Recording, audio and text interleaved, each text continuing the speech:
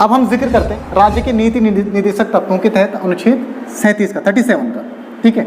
37 में क्या है, राज्य का अंतर्विशिष्ट तत्वों को लागू करने का कर्तव्य। आर्टिकल 37 क्या कहता है, राज्य का अंतर्विशिष्ट तत्वों को लागू करने का कर्तव्य।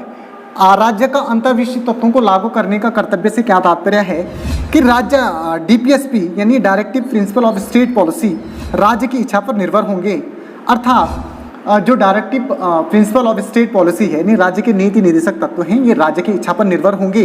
आर्टिकल 37 कह रहा है, और राज्य की इच्छा पर निर्भर होंगे और इनके उल्लंघन पर हम क्या नहीं कर सकते हैं, उच्चतम न्यायालय में इन्हें चुनौती प्रस्तुत नहीं कर सकते हैं। ये राज्य की इच्छा पर निर्भर हैं और इनके हनन होने पर, ठीक है, या इनके क्रियान्वित ना होने पर, उल्लंघन तो क्या होगा, इनका क्रियान्वित ना होने पर हम उच्चतम न्यायालय में इनको चुनौती नहीं प्रस्तुत कर सकते हैं, क्योंकि ये राज्य की इच्छा पर निर्भर है। आर्टिकल 37 राज्य को इस प्रकार के अधिकारों को सौंप करके उनको अधिकार दे रहा है कि आपकी इच्छा पर निर्भर हैं और जब आपकी इच्छा होगी तभी आप इसको लागू कर सकते हैं।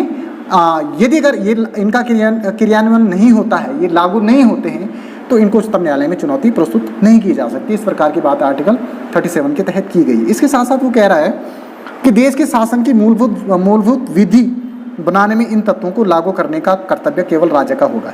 यानी देश के शासन की मूलभूत विधि बनाने में, यानी देश की जो शासनिक बॉडी हैं और शासनिक बॉडी जो देश की हैं उनके लिए जो मूलभूत विधि बनाई जाती है उनको काम करने की, तो उन मूलभूत विधियों को बनाने की, यानी देश के शासन की मूलभूत विधियों को बनाने या इन तत्वों को लागू करने का कर्तव्य किसका होगा, राज्य का होगा। राज्य देश के शासन और मूलभूत विधि जो देश की बनेगी उनको लागू करने में या देश की विधि को बनाने में इन तत्वों को लागू करने का अधिकार किसका होगा, राज्य का होगा। कहने का मतलब ये है, सिंपल से समझ लीजिए, यहाँ पे थोड़ा कन्फ्यूजन क्रिएट हो गया कि देश में विधि कौन बनाएगा, राज्य बनाएगा।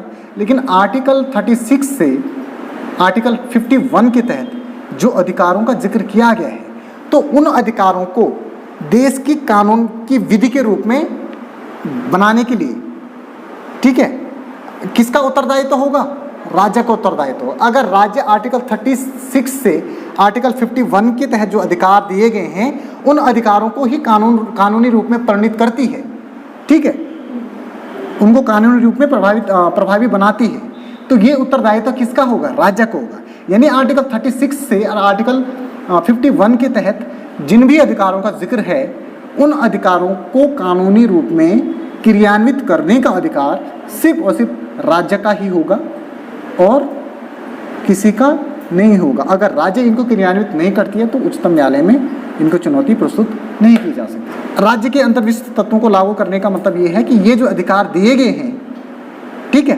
राज्य अपनी इच्छा से उन पे कानून बना सकता है। जब राज्य का मन करेगा तब वो कानून व्यक्तियों को दिया जाएगा, वो सुविधाएं व्यक्तियों को दी जाएंगी।